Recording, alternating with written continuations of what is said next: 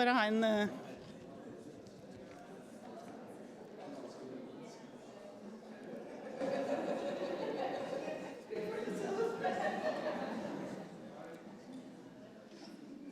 Andreas, har du en mikrofon? Nei. Du får en nå. Ja.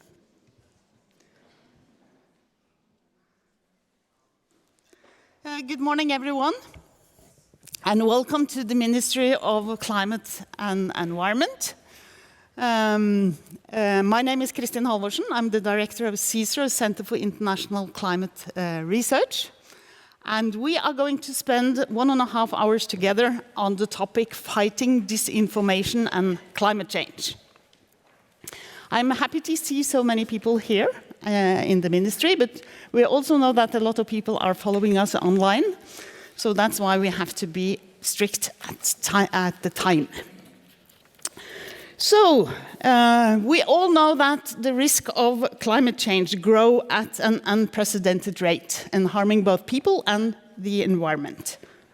And in a democracy like ours, ambitious and just climate action requires a well-informed public debate where we can agree on the facts. Climate action is necessary, but can only happen if there is public awareness, which again is dependent on our common ability to trust the information we receive, trust authorities, and trust our fellow citizens. The last few days, we have been reminded of the need to be aware of sources of information, also in the political debate in Norway. The EU Commission defines climate disinformation as the intentional disinformation of false information related to climate change and climate action. So this is a very crucial and very important topic, and I'm happy to invite Norway's Minister of Climate and Environment, Andreas Bjelland Eriksen, to open the program. Thank you.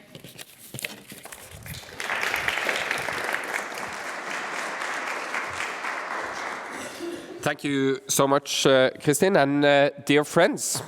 Disinformation is a serious threat, not just to climate and environmental policies, where we absolutely cannot afford a green backlash, but also to the basic trust and resilience of our societies. Our societies, they rely on facts and knowledge to function, and the same must apply to the green transition. But facts and information, they don't defend themselves. We have to actively protect them. And lately, this has become even more challenging, partially due to foreign manipulation and interference in public discourse. Let me be clear. We must have an open and free debate, a space where people can express their opinions without fear of harassment, even if we disagree on climate funding or the effectiveness of different solutions. But what we cannot allow is disinformation. So what exactly do I mean by disinformation? It's the intentional spreading of false information about climate and climate policies to mislead the public, often driven by political motives, profit, or simply the desire to cause harm to our societies.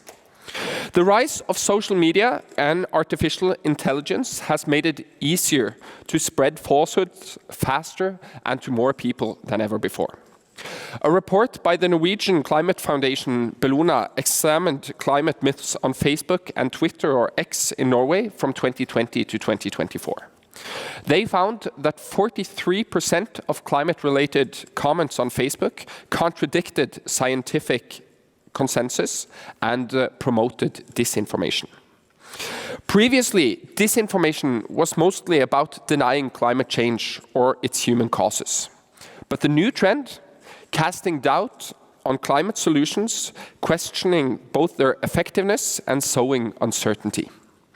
They also found that children and young people are more vulnerable to disinformation, partially because they rely so much on social media for their information. Right now, the Norwegian government is developing a strategy to strengthen the resilience against disinformation, set to launch in June this year. This strategy will focus on developing media policies that support independent journalism, strengthening media literacy so people can critically assess whether information, images, and videos are reliable, and ensuring big tech platforms take responsibility for their impact on Norwegian public discourse. No country can fight disinformation alone. Norway stands firm in supporting multilateral cooperation and a rules-based world order. In times like these, the UN system is more important than ever, and multilateral cooperation isn't just helpful, it's essential to the work that we do. Building strong international partnerships helps us resolve differences through dialogue and not through division. I'm delighted to welcome Mr. Tawfiq Jelassi, UNESCO's Assistant Director General for Communication and Information, to this seminar. And I look forward to learning more about UNESCO's initiative on information integrity in climate discussions. Norway is also actively involved in EU discussions on how to develop better tools and responses at a European level. We're currently working on a new legal act to implement the EU Digital Services Act, ensuring that large platforms take responsibility for limiting the spread of disinformation. A just climate transition won't happen without broad public support and involvement. The rights of individuals and organizations to access environmental information, participate in decision-making, and seek justice in environmental matters are crucial, not only for transparency, but also for countering disinformation. Environmental defenders, they play a vital role, yet in many countries, their freedom of expression and even their lives are at risk. Disinformation fuels harmful narratives, portraying them as criminals rather than protectors. Under the UN Aarhus Convention, we are obliged to protect environmental defenders from persecution and harassment.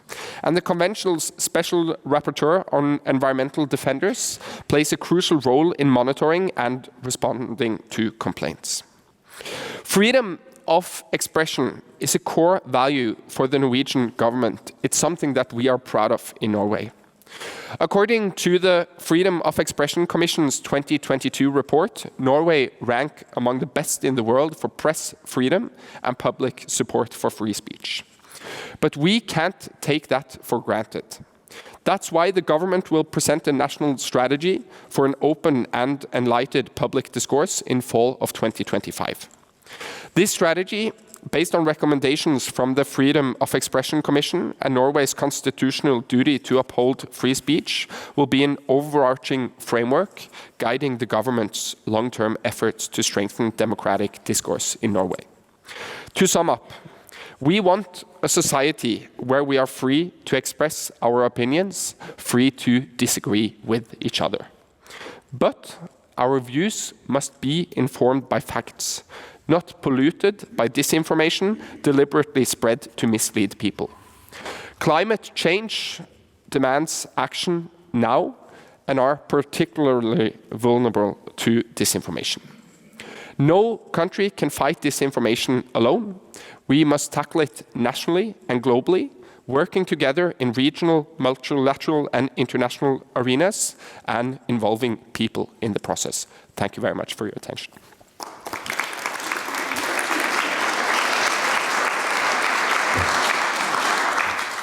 Thank you so much to Andreas Bjelland Eriksen. And as you can understand, this is a really important topic for the Norwegian government because we have two ministers here. And the next speaker is Sigrun Aasland, Norway's Minister of Research and Higher Education. Please.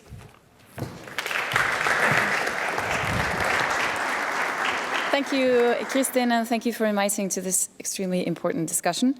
And humans have always thought about what is true. And we naturally gather in groups, as we see today in social media. We like to gather in groups where people agree with us, and we tend to stick to the ideas of our groups. We also have a long history about fighting over ideas and over truth, and this has resulted in persecution of scientists claiming the Earth moves around the sun. It has resulted in numerous bloody religious wars, and arrestations and assassinations of both scientists, journalists, and people speaking up. Now, over time, a sophisticated system of what is actually true and how we can, despite our tendencies to fight over truth and to never agree and to gather in groups, a sophisticated system of collectively agreeing on what is true and collectively making us smarter. And the Brookings scholar Jonathan Rauch has written an extremely interesting book about the constitution of knowledge and how it is built. How we have moved from wise men on the streets of Athens claiming what they think to be true about the world to a system where we explore and accumulate knowledge through concepts of fallibilism. We don't know that we're always right, but we do trust in the accumulated knowledge that we have acquired. Falsifiability, when I say something is true, I need to be able to show you how I came up with the results, and you need to be able to check if I'm right.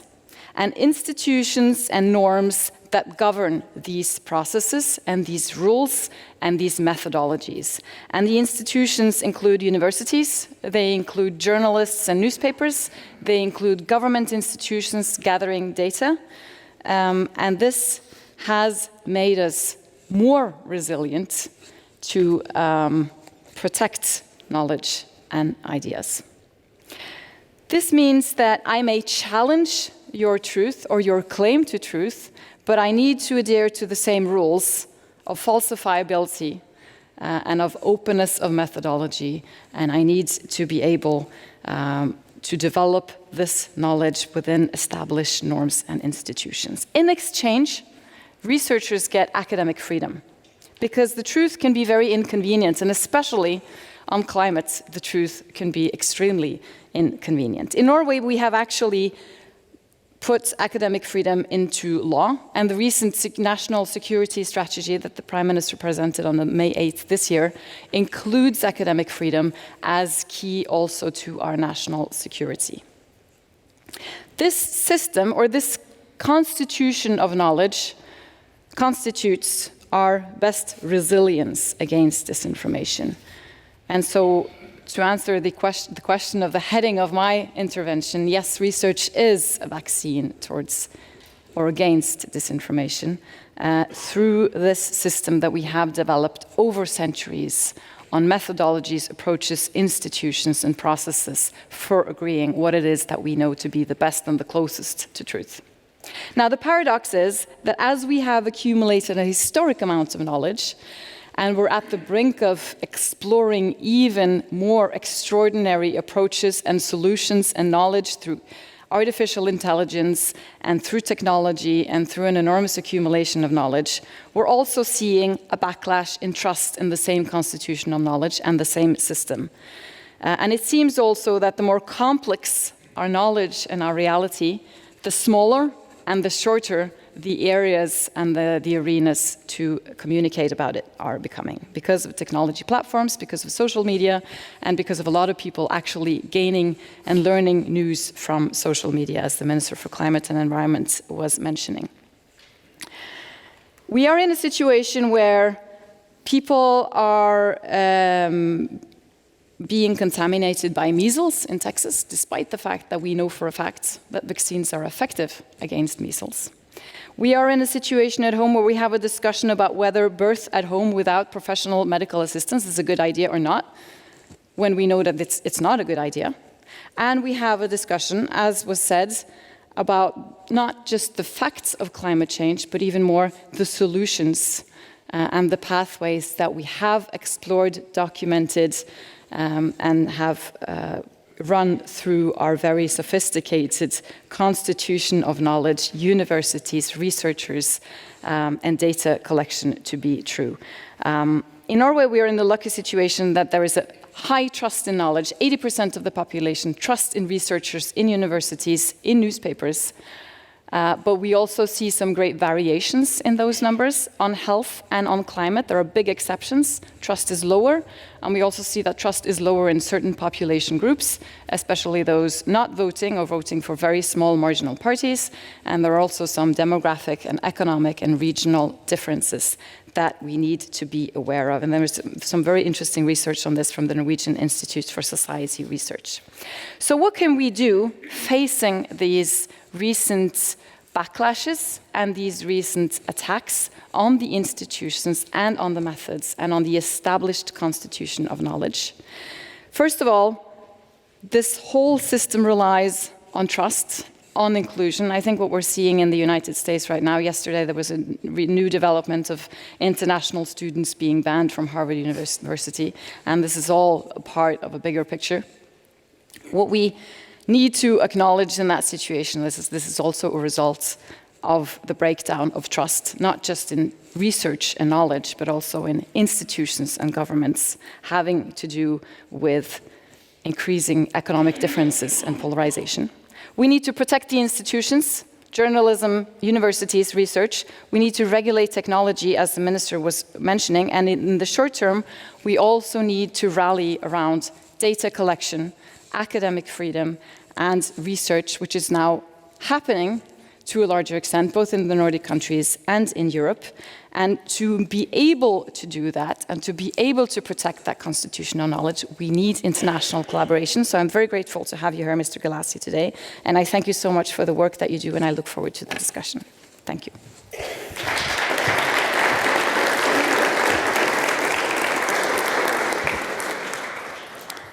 Thank you so much, Sigrun Aasland. And then the next speaker is Taoufik Jelassi. This is also an important event for UNESCO, because we have two distinguished guests here today. And the first speaker is Taoufik Jelassi, who is Assistant Director General for Communication and Information. We are so glad to have you. Please, the floor is yours.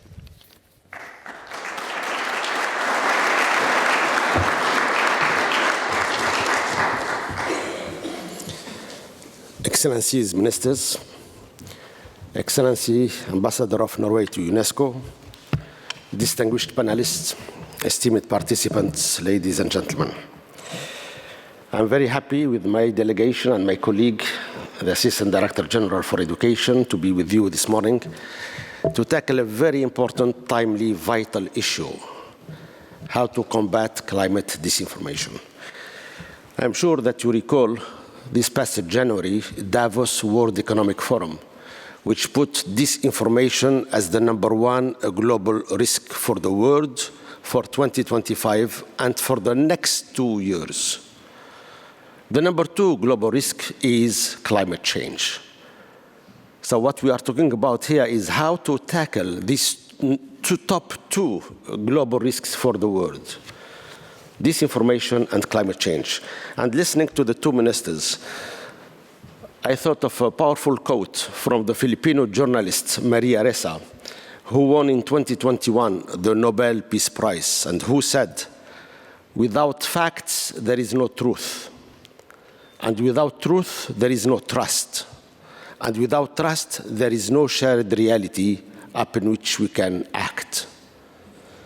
So when I hear the two ministers, the importance of truthful, scientific, evidence-based data and information that can inform politicians, decision makers, and can help us address this vital issue of our time. And I heard also the importance of academic freedom, of freedom of expression, of scientific freedom. These are the critical voices that have to be heard. And of course, we have to preserve that and understand the issues that the Minister of Research and Higher Education mentioned. Higher education is under attack. Academic freedom is under attack, but also freedom of expression.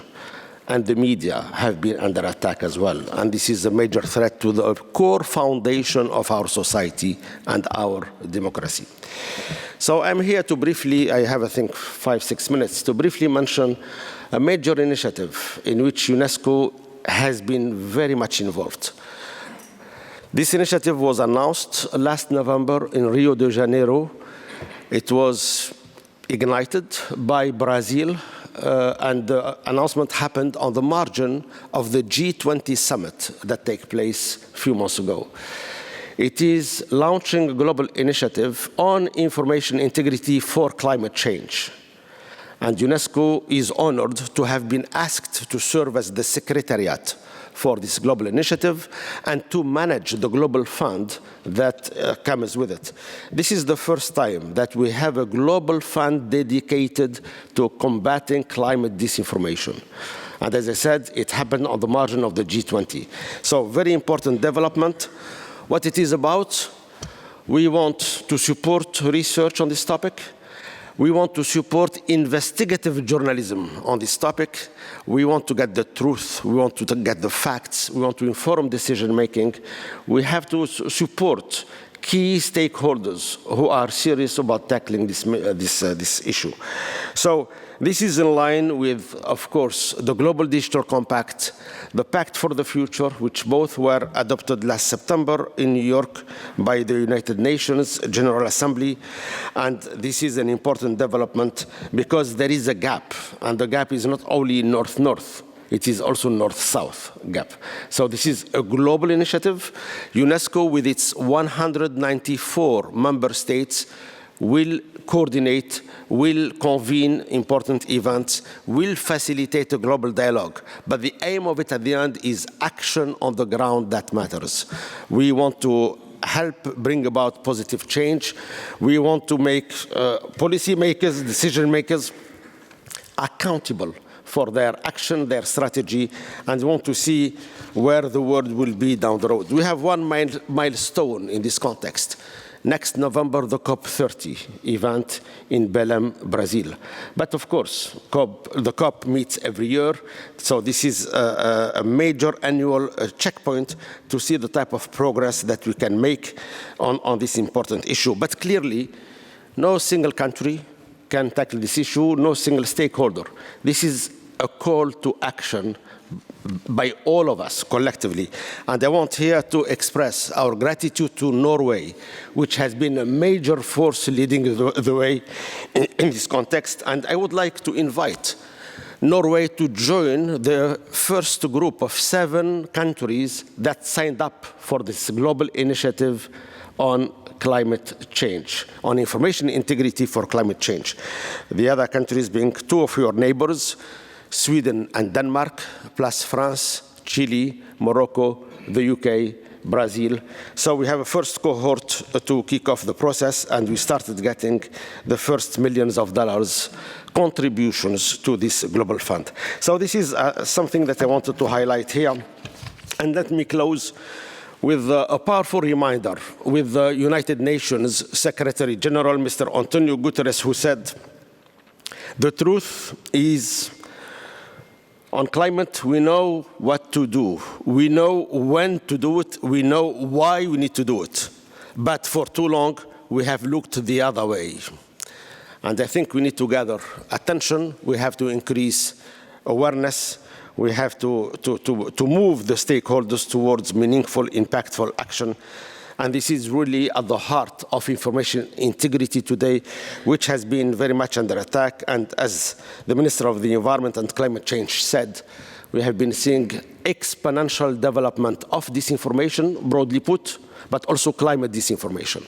And when we see today, especially young people spending 7-8 hours on average connected per day to social media, the importance of fact-checked information, objective information, evidence-based data is so important. Otherwise, themselves, they become amplifiers of disinformation.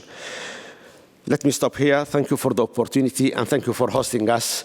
And here I'm looking at Cicero and the director of Cicero. Thank you so much. Thank you. Thank you so much. Thank you so much. I'm sure that the Minister is happy to answer to your invitation later on, but you can discuss that not on stage, but in later. And I now would like to welcome Stefania Giannini, who is UNESCO's Assistant Director General for Education. So please, thank you so much for joining us here this morning. The floor is yours. Thank you so much for having me, dear Kristin Halvorsen, Cicero, for organizing quite a timely discussion, and the government of Norway for hosting this important debate, particular ministers Eriksen and Iceland, that we already, as you already heard, are very much focusing on addressing effectively this very much important challenge of disinformation and climate change, and the tension between the consolidated and constitutional, just quoting idea that knowledge, accumulation of knowledge is a very important strength that the civilization, human civilization actually has. However, despite strong higher education systems around the world, despite the awareness that through science and data we should be able to know, to understand, and to behave accordingly, we are not, unfortunately, getting there, and we have to take very seriously this tension between science, data, and the perception that many people have about climate change, as well as about other important topics.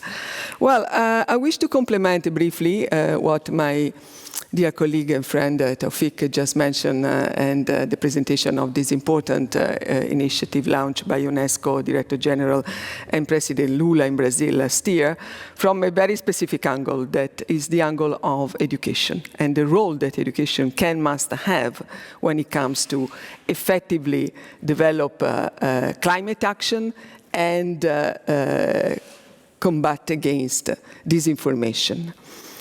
And let me say, as a person who dedicated all my career life to education from this perspective, higher education, and education as a politician, as a minister, and now at UNESCO, I do believe that it's really key to remind us that education is not simply and crucially about production of knowledge and transmission of knowledge in the classroom or at university level in the libraries, the laboratories, and big workshops or events, but is very much about the way we shape the vision of the world for the next generation, the way we are able to transmit better knowledge, better awareness, and consequently different behaviors. So it's the way we work at individual level and making citizens, young people today and citizens in the future aware and well equipped with critical thinking and cognitive ability to understand the reality. And this is exactly the case when we talk about climate change. We had a survey last year among young people, and 75%, 76% to be precise, of students, higher education and university students, 15-22 age group, reacted to this survey about climate change. This was the topic. What do you think? How do you feel? Saying that they think it's quite important, it's crucial to have a subject and better understanding within their programs in schools and university, but that they feel absolutely uncomfortable in the way education systems provide them with this knowledge. And the same more or less percentage we had from another survey that we launched and conducted with teachers. So there is an issue there. We went through curricula around the world, and we realized that less than half of programs and curricula in education systems around the world don't make any reference to climate change and related issues. So because of that, we took an initiative complementing the work that our colleagues are doing on digital platforms and disinformation that we call a Greening Education Partnership.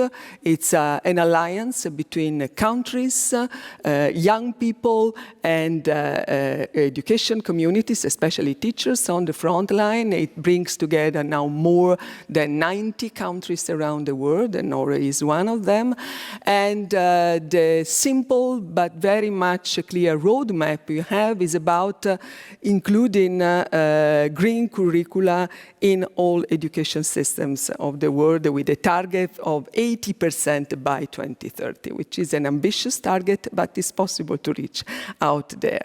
And this green curriculum guidance has been published last year by our colleagues in Paris, and now it's a very simple tool already translated in so far 2 languages, Spanish and French and Spanish, but we are in a process of making it available in as many languages as we can.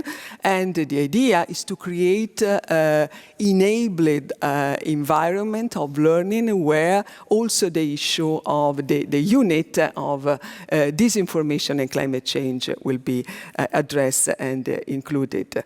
And in this unit, learners actually examine common stereotypes, disinformation strategies, and they can reflect on how disinformation spreads and may create anxiety for them and engage then consequently in peer-to-peer communication. So a simple, but I do believe a very effective way to address climate action. Finally, the broader framework that the UNESCO pioneered since the beginning of this century in 2000 is what we call education for sustainable development. So it put in climate change education and all this work around it in a broader vision, in a broader picture, which means education as a main tool really to build the new citizenship that this complex world requires. I thank you very much and happy to continue this cooperation.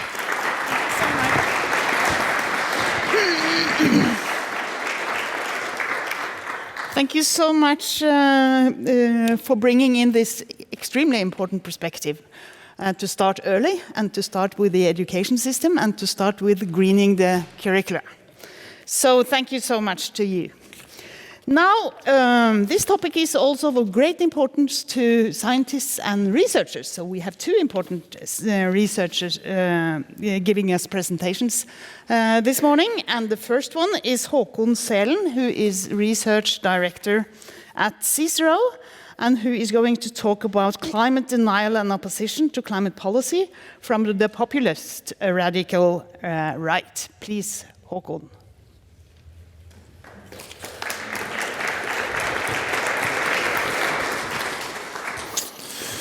Thank you very much. I will talk about the politics of climate denial and climate disinformation, how it's intertwined with opposition to climate policy, and how these two phenomena have become strongly associated with one particular political movement, namely the populist radical right. First, most of you are probably aware that organized disinformation about climate change has a long history. This might look a little bit like a conspiracy theory, but it's actually based on peer-reviewed articles.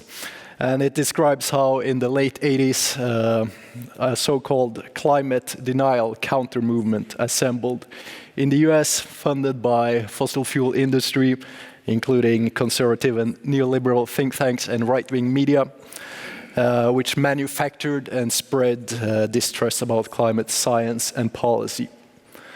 It targeted its efforts particularly at conservative politicians and gradually became institutionalized in the Republican Party. And with the election of Trump in 2016, it gained great influence over US climate policy, as a large share of the cabinet had ties to fossil fuel industry. And according to some scholars, Trump's election marked a new phase of climate denialism, the so-called populist radical right phase.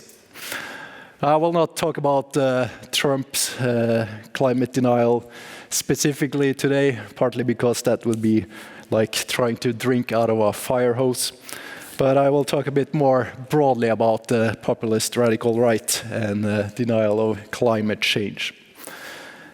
And before exploring this further, I will just take a step back and explain a little bit what I mean when I talk about some key terms. So first, populism is a contested issue, but one definition has become quite dominant in the academic literature, which defines it as a thin-centered ideology that considers society to be separated into two homogeneous and antagonistic groups, the pure people versus the corrupt elite, and argues that politics should be an expression of the general will of the people.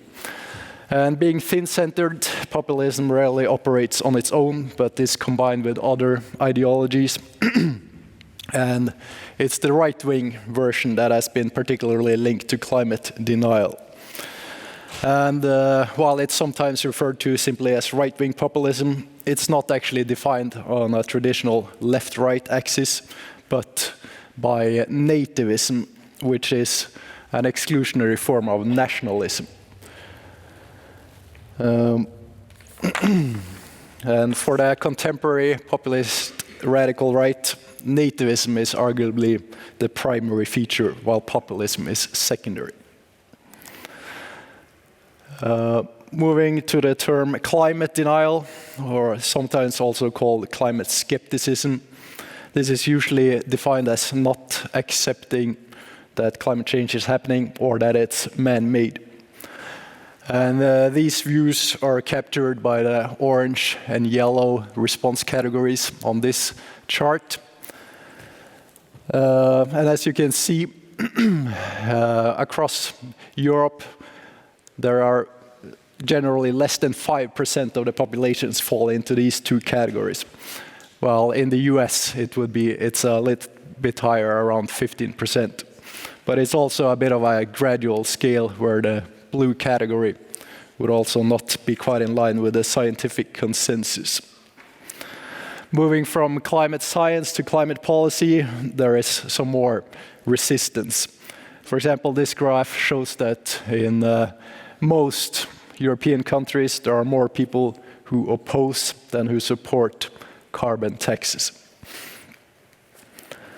And if you look at responses to this question and the previous question together, they turn out to be quite correlated at the individual level. And while it would be quite intuitive to think that it starts with climate disbelief in the climate science turning into opposition to climate policy, there is actually research suggesting that the causal direction can also be opposite. Namely that there's a concept of solution aversion that posits that some people express disbelief in climate science because they don't like the policy solutions. And researchers have also developed ways to measure populist attitudes and nativist attitudes. And if you add these answers to these questions together with the graphs I showed, they turn out to also correlate strongly.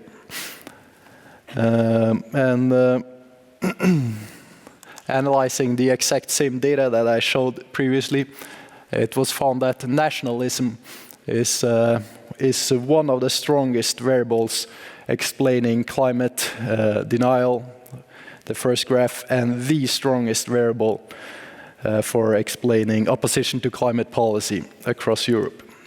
And looking at the broader set of policies than just carbon taxation, we also found nativism to be a consistent predictor, one of few consistent predictors across 7 different instruments in Norway.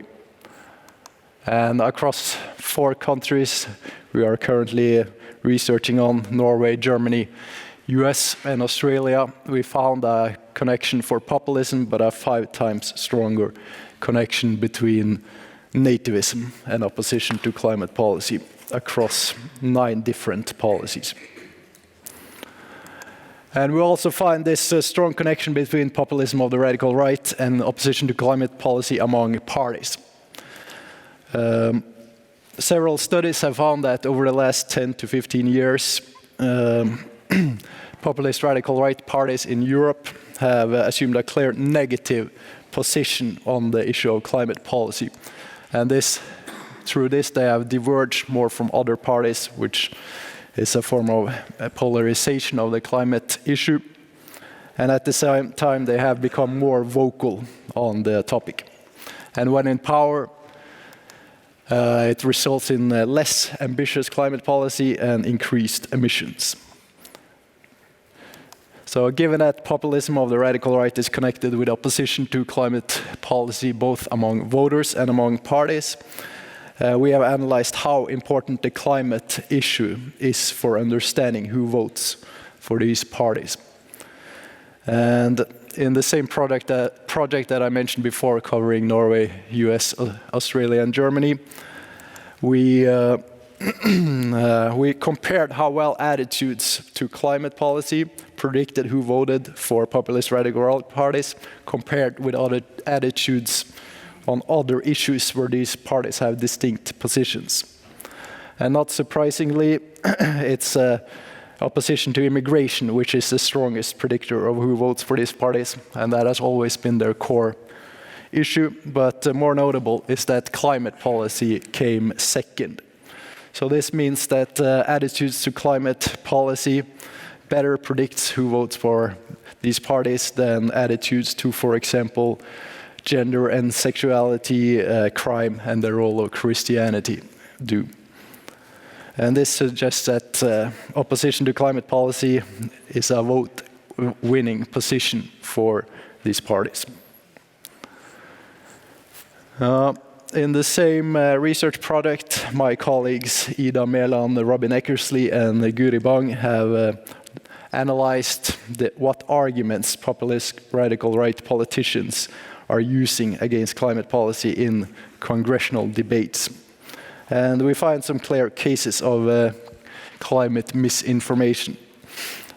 So even in congressional records, we find statements that clearly contradict the scientific consensus. For example, that extreme weather events are declining. And this one, which is a little bit more of a conspiracy theory accusing the UN and the world governments of being fanatics, religious fanatics, and so on, saying that anyone relying on conventional scientific methods know that CO2 mean little for the planet's climate. However,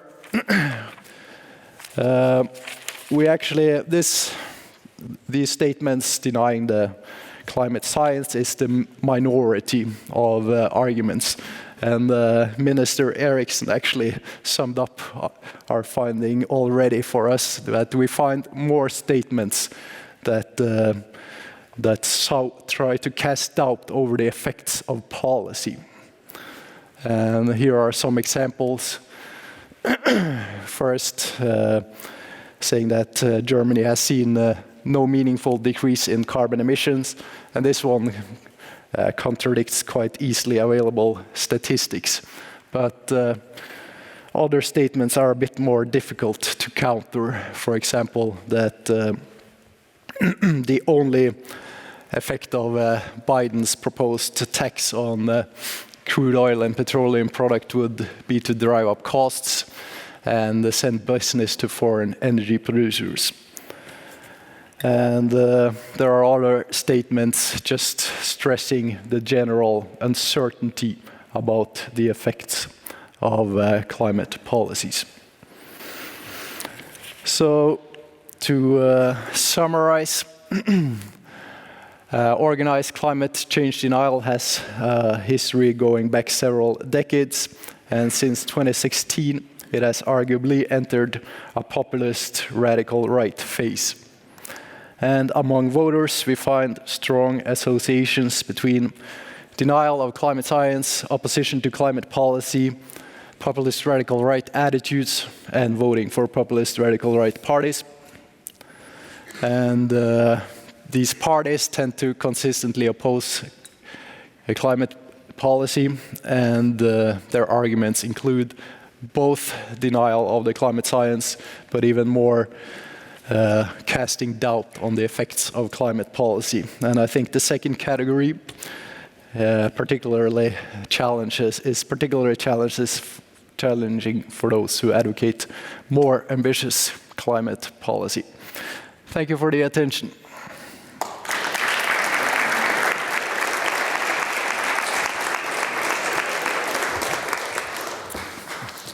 Thank you so much to Håkon Selen, senior researcher at Cicero. And now I would like to welcome Arild Berg, who is principal scientist in the Norwegian Defence Research Establishment, FFI, and who is going to talk about climate change and information voids.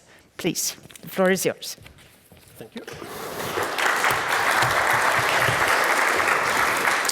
Well, thank you to Cicero for inviting me here today. And as everybody before me has pointed out, climate change is an important topic, and it's too often obstructed by disinformation and information manipulation.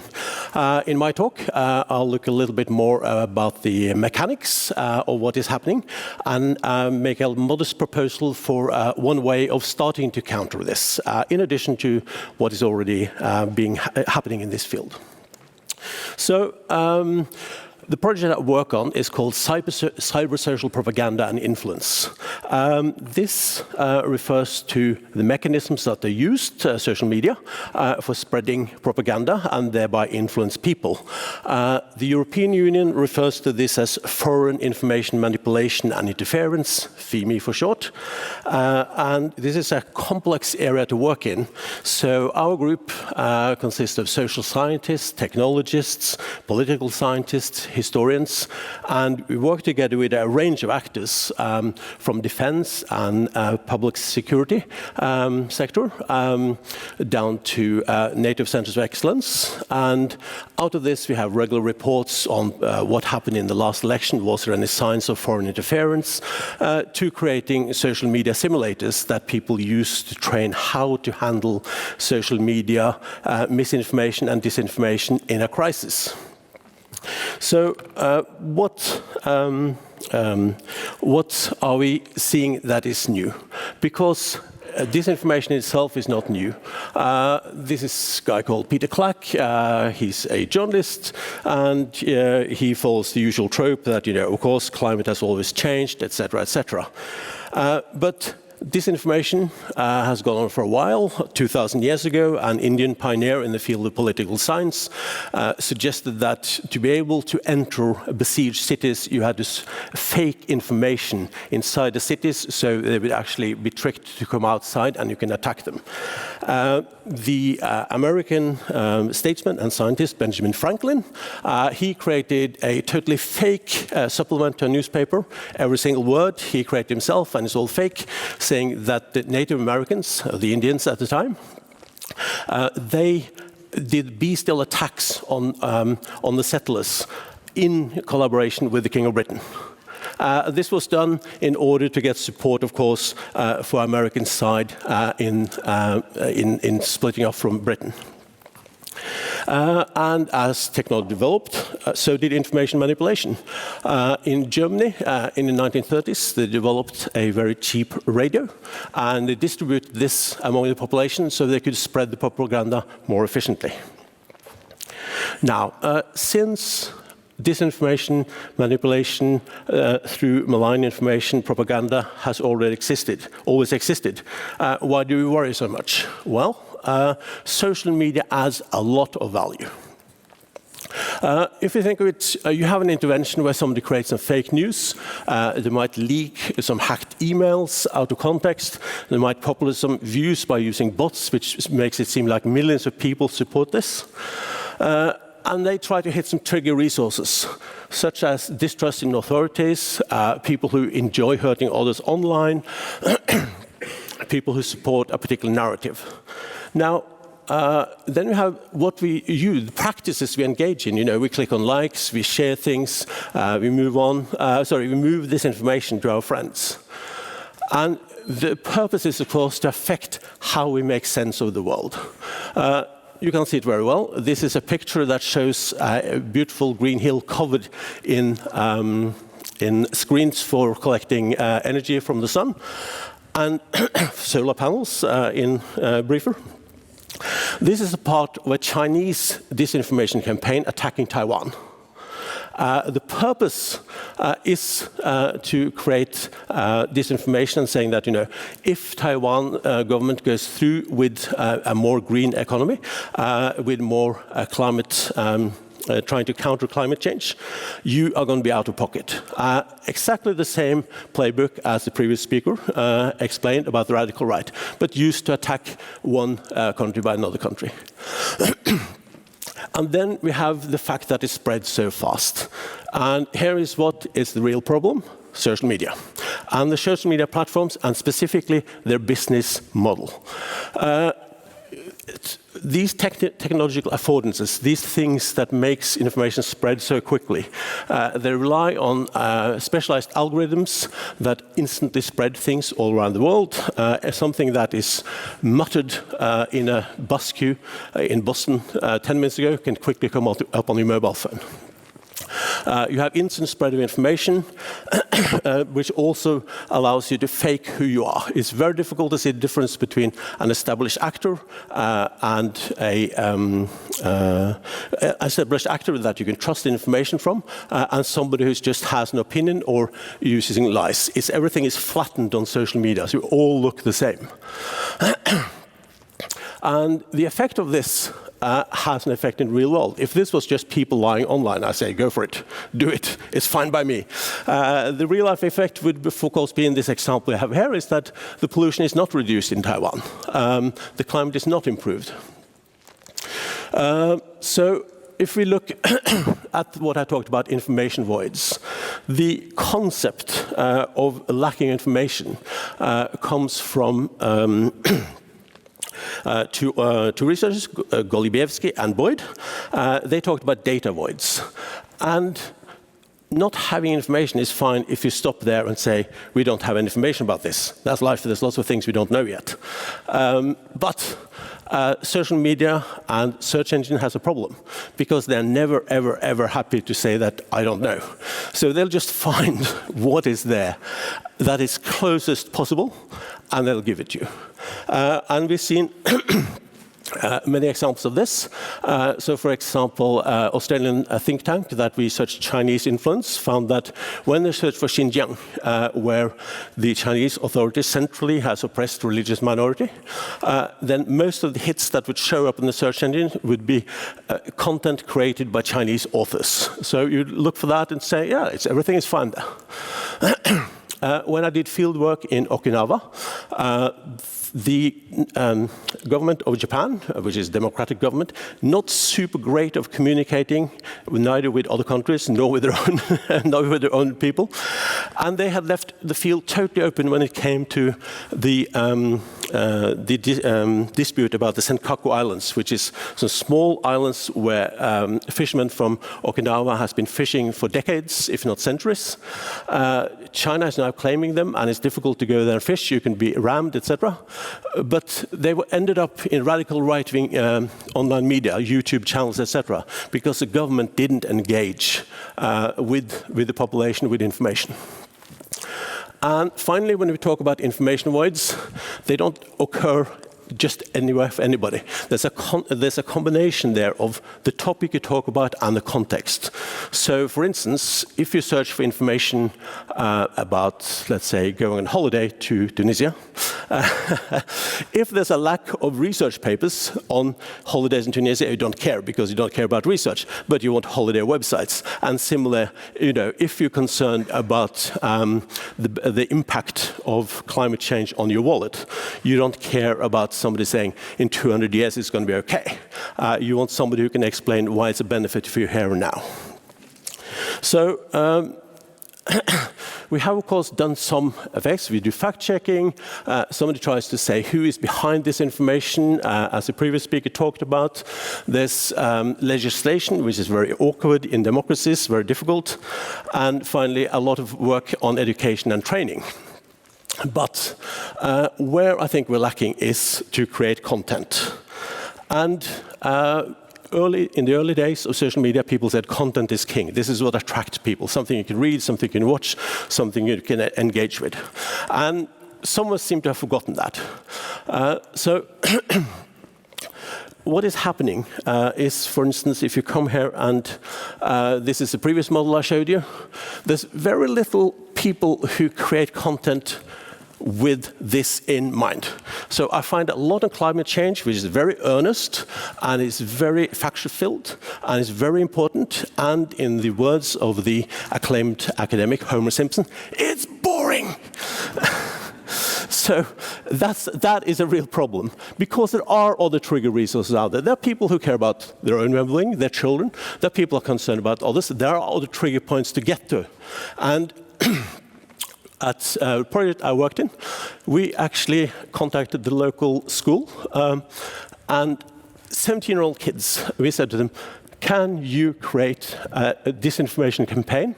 How would you do it as a 17-year-old who understands social media much better than old people like me? What they did was so good, they got invited to the NATO Center of Excellence for Strategic Communication, the NATO Center of Excellence for Hybrid Warfare, to the British Defence, who said, can you please explain to us? And the benefit when you actually use somebody else than us, including me, is that when people write for the peer group, you have a built-in target audience analysis. You have a built-in narrative. They know what moves you. And the second group we worked with, the 2 times we've done this with the local school, that's actually ended up in the national curriculum. So this just shows the power of working with people who are not climate experts, but who are able to put things in a way that their peer group understands. But it requires that you have to give up a bit of control. You have to trust people who aren't climate experts, but it can be really fun. And here's my propaganda.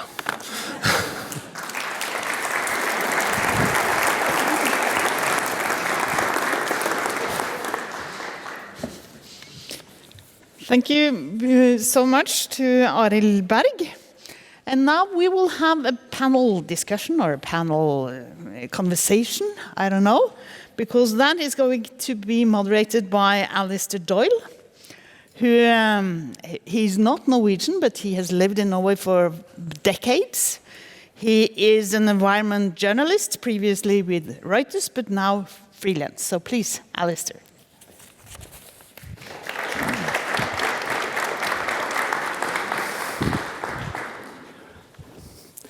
Well, thank you very much. I'd like to call up the members of the panel, please, we've heard already from Minister Sigrun Aasland and UNESCO's Tawfik Jelassi, but we're also welcoming Siri Skolmo from the Executive Director of the Norwegian Institute for Journalism, and Christian Bjørnes, who's the Communications Director at Cicero. So round of applause for them all, please.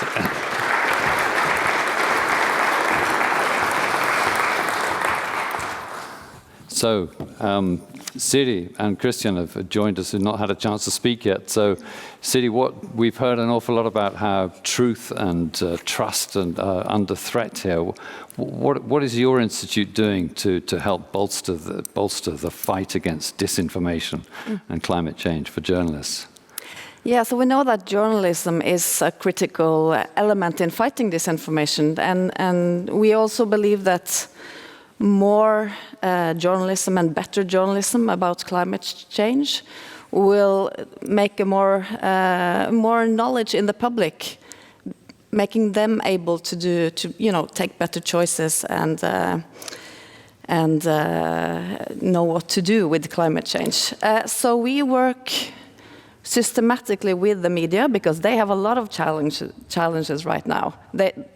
Climate isn't on top of their agenda. So we work systematically with giving them the skills and the tools and the knowledge to cover climate better and to fight disinformation. So we do this in a lot of ways. Digital learning platforms, courses, really practical help in their everyday work. Yeah. Does every journalist go through this in Norway?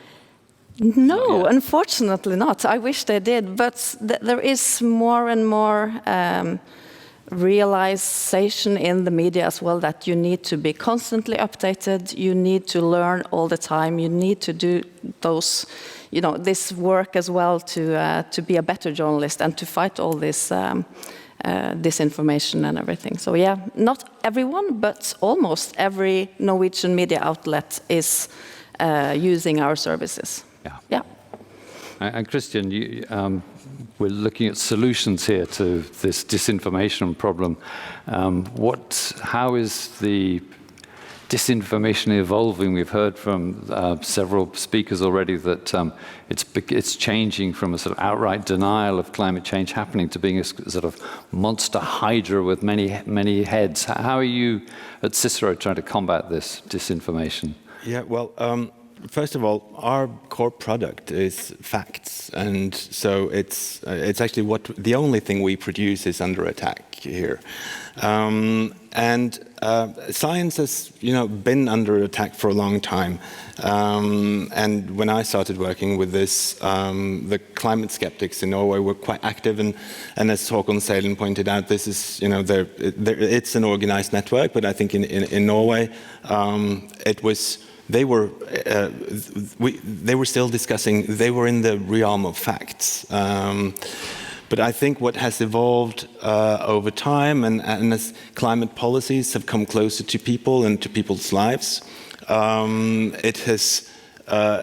it's moved away from a purely scientific discussion about whether the CO2 is a warming gas to a much more difficult and much more obscure debate influenced not necessarily by lies and disinformation, but by bullshit. People just don't care about what's true or not true.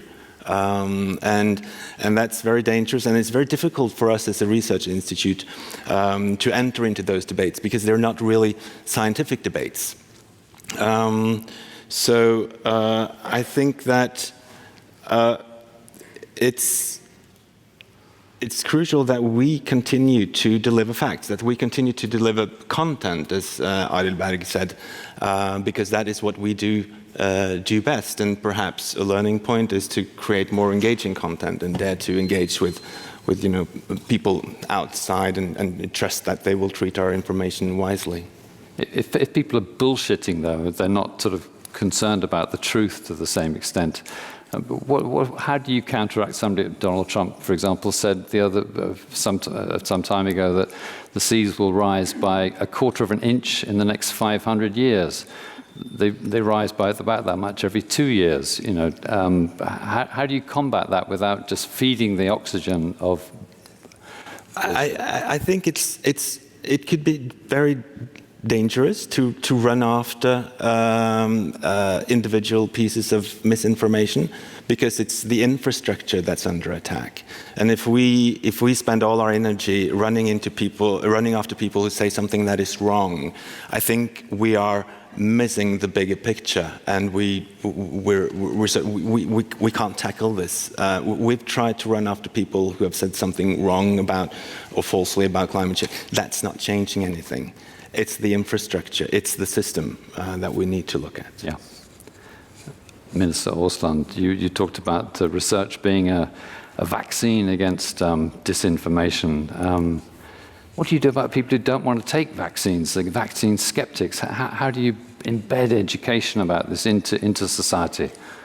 Well, I think the main concern, listening to all these excellent interventions, is that, you know, the people who don't want to take the vaccines, they're not here.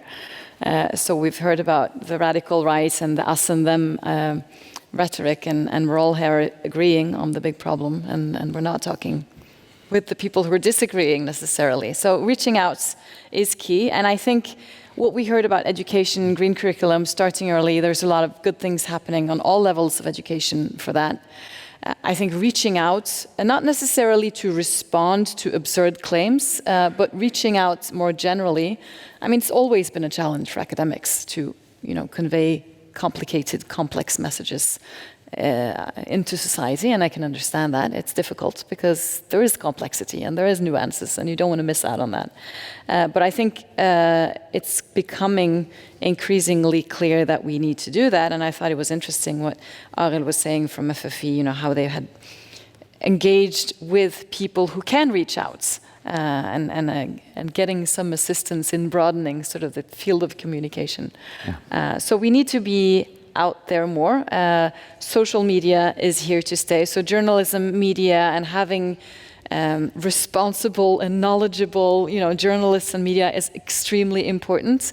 But we need to also be on the platforms for those who don't seek, first and foremost, those established media platforms. And that's it's easy to say that we need to do that, and I know it's really difficult to do it in practice, but I think everything that we can do to engage students, pupils, youth, to be more active on social media.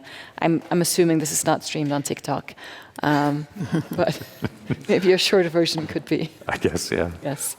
But countries like Italy have been in the forefront of introducing climate change into schools and so on. Is this something that Norway could follow? We have some really interesting projects in the same area. You know, I've just visited the University College in the west of Norway, where they have these programs engaging not only students in green curricula, but also bringing students out into nature as part of their education, because you need to actually see and feel what it is that is at risk. So that's important. And I think, and there are also universities in Norway working very systematically to integrate the green aspect across all educations. Because it's not necessarily, you know, establishing a master's degree in sustainability is great, but we need that aspect to be part of every education. So throughout the education system, I think there's excellent experiences from Italy, and then there's also a lot going on in many countries, and we can learn from each other on that. And then the challenge, of course, is to avoid that being a polarized or political discussion, but to manage to at least establish the facts. And in addition to that, establishing knowledge about what is true, what is knowledge, how do you know, how are you critical to what you read on social media. So not just sort of the green curriculum, but also the critical thinking is extremely important in the education system. Yeah. Dr. Gilla said, UNESCO, I noticed that when your initiative for information integrity for climate change was launched, Antonio Guterres, the UN Secretary General, said that coordinated disinformation campaigns are impeding global progress on climate change. Coordinated by who, do you think? Are you getting closer to understanding who's doing this? Is it the populist right wing? Is it the oil companies? Are they special interest groups? Where are these coordinated? Before the start Before the start of the session, you asked me what question you want me or I want you to ask. Can I ask myself a question? Yes. I wanted to build on what the minister just said. Yes, of course. What solutions to disinformation is UNESCO developing or has UNESCO developed? And then I'll focus on the climate side.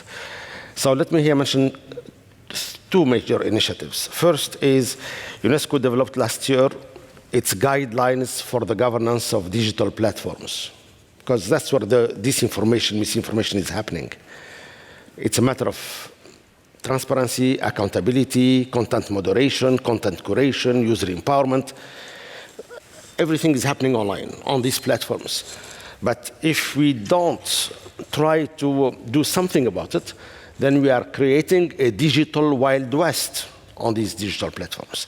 So 3 years ago, UNESCO launched a global initiative called Towards an Internet of Trust. And back to the quote I used in my speech, it's a matter of trustworthy information. So this initiative gathered all stakeholders, including the tech companies and the platform firms, but also civil society, governments, regulators, the media, etc. When we say governing digital platforms, we are not talking about censorship, because the subtitle here says, while safeguarding freedom of expression and access to information.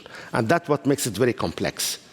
How can we regulate the platforms while safeguarding freedom of expression? We received 10,000 inputs from 134 countries, inputs sent by these stakeholders I mentioned, and this is the outcome of that. It's a 60-page booklet, a set of principles that we believe, once implemented, create a safer, more trustworthy digital sphere. So that's one effect. And more recently, last November, we started a major training online for digital influencers. Because who are the suppliers of information? The digital platforms, but also the digital influencers. These typically young people who each has 40, 50 million followers. More than all United Nations organizations combined in terms of followers. So we need to work with them because 62% of them, based on our study, post information online without fact-checking. And therefore, they become amplifiers of disinformation themselves. And the final element here, it's not only the supply of information, it's the usage of information. So we have a major program which is called Media and Information Literacy. How to make the users of the platforms become media and information literate. We developed curricula, we developed content, and so far we have 32 countries that implemented the UNESCO content on media and information literacy in the digital age. Sometimes it's a compulsory course, sometimes it's an optional course. But we need to create awareness and develop what the minister mentioned, the critical mindset. So when people come across information, they systematically check the source of it and try, hopefully, to distinguish between falsehood and fact-checked information.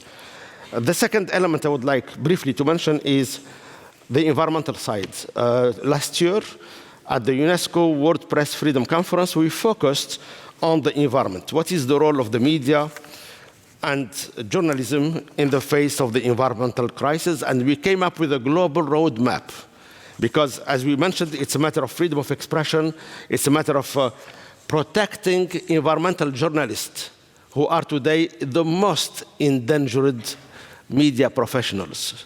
Why? Because in addition to general journalists, environmental journalists are subject to threats from business interests, from economic cartels or lobbies. Impunity rate for crimes committed against environmental journalists, over 90%.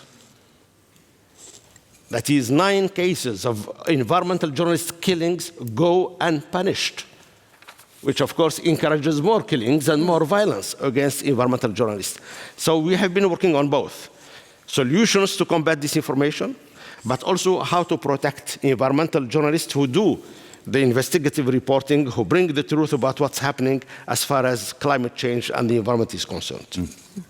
See, Skolmo, you have journalists perhaps in Norway are not sort of persecuted in the same way, but it's a very difficult way to thread, isn't it? What do you think of? It is. Many journalists, also in Norway, it's hard to cover climate because you get all the trolls and the constant. It's not easy. It's not like you are saying that they're getting killed, luckily. But what we do is exactly empowering them to be able to stand strong in this criticism and all this disinformation by knowing the topic well, by having the tools, by knowing the methods, trying out new methods, being able to deliver super investigative journalism that can't really be countered by disinformation. So all of this is also how we work with strengthening the journalists. Yeah, because most journalism in Norway about climate change focuses on COPs, doesn't it? Yeah, it's actually some findings on this, which was a bit shocking to the whole media industry. That was done a couple of years ago. 80% of all the climate coverage in Norwegian media was either big events, like international events, the COP meetings, the reports and everything, or PR stunts and meanings from different people. So after these findings, also Norwegian media understood that we need to work more locally on and being more relevant and find climate stories that are really like connected to people and where we live and what we do. And that's also a mission we have. Yeah, as Ari Berg was saying, we have to create the content to fill the void, right? Exactly. Christian, of course, researchers are also often harassed for climate change, aren't they? They're in danger themselves. Is this how do you get around that? How do you encourage them to be forthright with their findings when they risk being attacked on social media at best? That is actually a problem. I think a lot of researchers would. They see that if they say something controversial, it will take them a lot of time to follow up and to answer criticism. We try to, make Cicero a safe place and to protect them as far as we can and to help them, because at the same time we have to be out there with our knowledge, although it's inconvenient. We haven't had attacks in Norway, like, for example, we saw in the UK with the email, the big leak. But I'm also, worried that our research institutions and knowledge producers will be attacked, and that our credibility will be tried to undermine at some point. That's clearly something that we have to be open to. But I would, if I may say something about the, I think we have to understand. I'm now asking for more research money. We have to understand more about the underlying drivers of this and why society is now so much more fertile for these ideas, and why people choose to believe in facts that are not credible, but still they choose to believe in those facts. And I also think regulating social media, because that is the machinery, and it should have been regulated a long time ago. And you can ban bots, for example. I think about 30% of content on social media is generated by bots. We also need to identify and stop foreign interference. The EU issued a report looking at foreign interference in the run-up to the parliamentary elections last year, and they did identify quite a lot also on the climate and energy issue. I don't think we are good enough here in Norway to protect our public debate from foreign influence. We don't know enough about whether that is taking place or not. And I think Norway would be an interesting case for a foreign power to influence our debate, for example, around our interconnectors to Europe, and to influence the debate around electricity prices, for example. That could be very efficient. We don't know if that is happening, and that worries me. Yeah. Minister, is there foreign interference in Norway, and what can you do to combat this disinformation, and also to how to cooperate with other countries? A lot of this stuff, regulating AI or social media, I don't suppose Norway can do it on its own, but what can you do, and then to cooperate with other countries? Well, several things we can do. First of all, I think I want to go back to the institutions of knowledge, so the universities and data government institutions that govern and collect and protect data. We need to rally around that, and we're doing that. So, and I think there's been a wake-up call in the recent months from what's happening in the United States. There was recently a meeting in Paris with all European ministers of research, and Macron was there, and Ursula von der Leyen was there, and there's a big rally now around those institutions. They're important to protect. Academic freedom should be obvious, but it needs to be said now, and it needs to be lifted, and that is happening to a large extent. Specifically also, we've put aside funds to store more data, because that's something that's currently at risk. We've put aside funds to attract international researchers, and a lot of European countries are doing the same. And that is all about protecting those institutions, people, data set, infrastructure that is our accumulated knowledge, which is important. And that needs to happen along with our European and globally collaboration partners. Now, second, regulating digital platforms, yes, and there's a lot of things happening on the EU level there also that Norway is adhering to. We're also working on age limits on social media. We just recently commissioned and received reports on foreign influence and manipulation of elections. So that's something that the ministry overseeing elections is also working on, and is very alert to. And I know there's important work at FFE also looking into that. And I wanted to also add sort of to the filling the void, because we can talk about the importance of the journalism, importance of universities, but we also need to fill the void of why this mistrust can happen in the first place. And so later this spring, we're issuing a white paper on social inclusion and social mobility. We need to stay alert on the fact that the more people feel excluded or not part of growth, not part of the big society, not part of economic opportunities, the easier it is to recruit into movements of distrust. So that's also an important job on a broader level. Yeah. But we need to work on all these, and I think we're doing a lot of it, and we're seeing very clearly now why that is so important, both in terms of what's happening internationally and in the US, especially on research and education, and with everything that we see happening on elections and manipulation of elections, and then how real that is. Yeah. Is there any evidence, for example, as Christian was wondering, is there any evidence of interference in the climate debate here from abroad in terms of, talking about interconnectors or... I think you'd have to ask Arild more about that, but yes. I don't think there's any doubt that there are attempts to influence any election, any political debate. We just had a discussion this week about a new political party that is very clearly propagating Russian information on the war in Ukraine, for example. Yeah. We don't know who funds, what the links are, but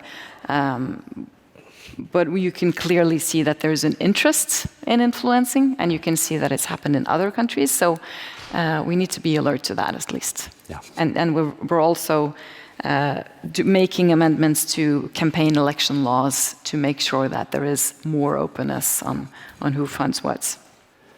Mr. Gelassi, you're trying to get a fund together for combating climate disinformation. I understand it's $10 to $15 million. Is that correct? That's the target. We are not there yet. And how far have you got towards that? And President Lula in Brazil is a big supporter of this initiative. What do you expect to come from the COP conference, the climate conference that will be held in Belém later this year on this front? Well, I think the Minister of Climate Change and the Environment is in a better position to mention the expectations from the COP30 as a whole. I can tell you what we are expecting as far as climate disinformation is concerned.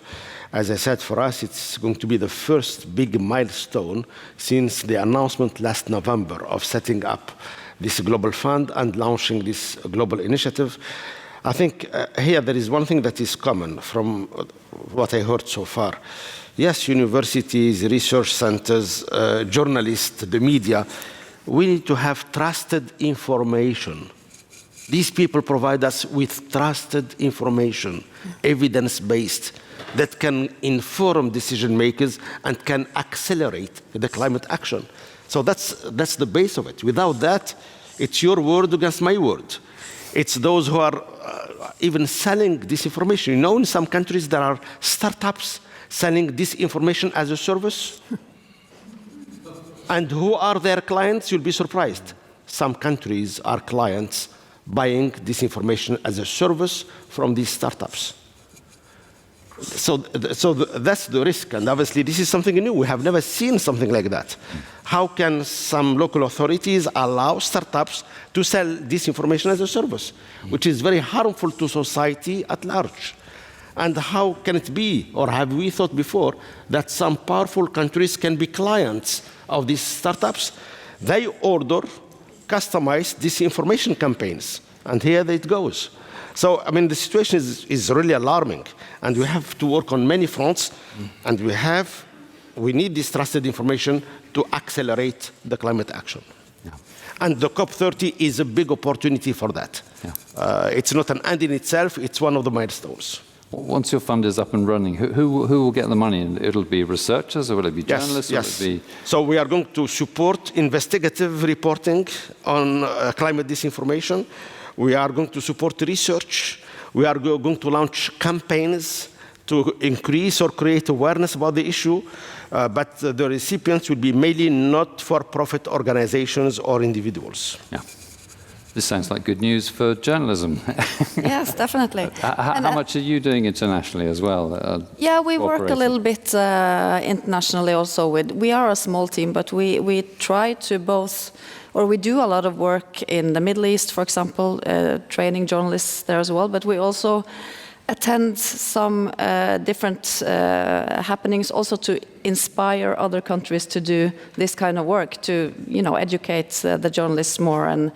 And I think also the awareness of who the journalism reaches that you are pointing to, like, do we really reach the right people with this factful information?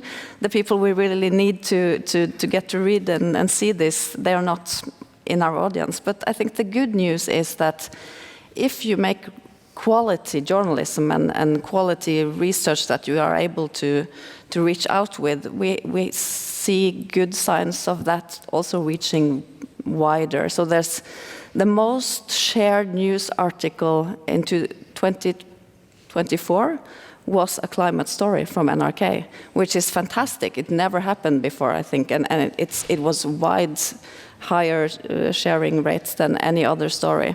So it's possible, and luckily we have institutions like NRK who can experiment on climate journalism, what works, how do we reach a wider audience. So definitely a positive input there as well. Yeah.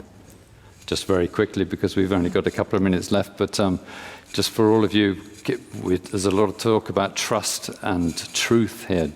Do you think in 5-10 years' time we'll have re-established the centrality of these two things in the climate debate, or are we going to still be in a swamp of disinformation? Christian? I always think that, now we're peak disinformation, or we're peak warming, or we're peak whatever, and things will get better from here. I certainly hope they will, but I think we have to prepare for this to be to keep growing, because I think there are some underlying mechanisms here that we don't yet fully understand as to why disinformation is so attractive to so many people. Yeah. And I think that creates a very fertile ground for people who wants to rearrange our priorities to fit their needs. Yeah. Minister, very quickly, what do you think? Were you at peak disinformation, or is it going to get worse? No, there's always been a war about the truth in human history, so that's nothing new. And now we're faced with the enormous new challenge of new technology that sort of gives us new challenges. I want to sort of bring a little bit of optimism in the fact that we have actually, as humankind, managed to establish this constitution of knowledge over centuries. We have strong institutions, we have a very educated population, we're very aware of this issue. I think we're out of the situation of deep peace and quiet and harmony that we've been in for about 60 years now. And we're also faced with enormous challenges of new technology. That means we need to debate, discuss, and challenge each other in new ways. But I think we know quite a bit of what we need to do. And it's going to be very hard work. But it's just makes it meaningful. Mr. Jelassi, just a few seconds, please. We've got just a few seconds left. I share the optimism of the minister. I think we have to be optimistic. I think for me, whether we'll get there or not, it's a matter of will. If there is a will, there is a way. And I think being a technologist by background, when we see the emergence of generative artificial intelligence and quantum computing around the corner, if you put these two major developments together, they should be a force for good.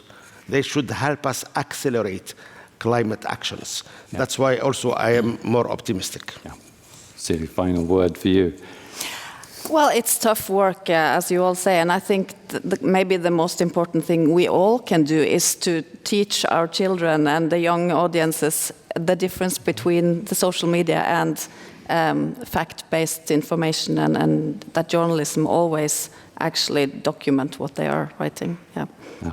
Well, thank you so much. You've given us a great guidance for the future, for this tightrope we're trying to walk between disinformation, truth, and trust, re-establishing everything. I wish you all the best with your work in advance. Please, a round of applause for very much.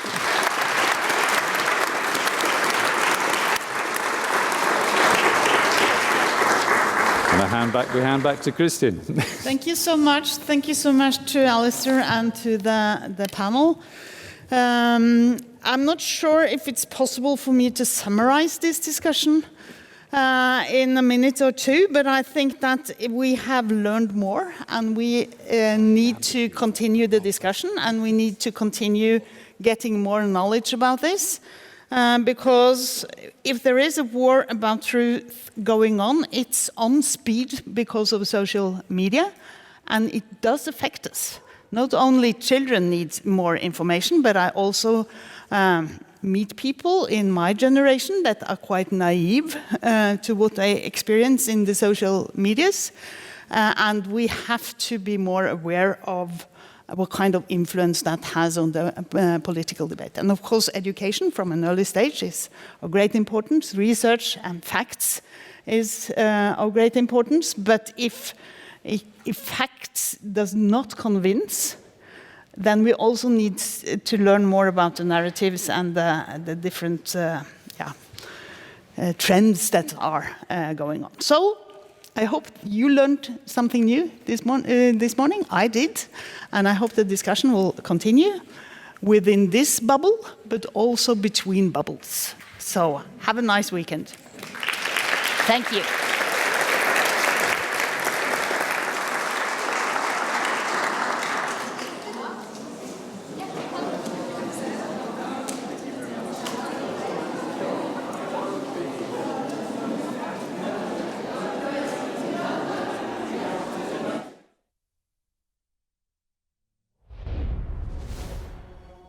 Sendingen er produsert av Departementenes digitaliseringsorganisasjon.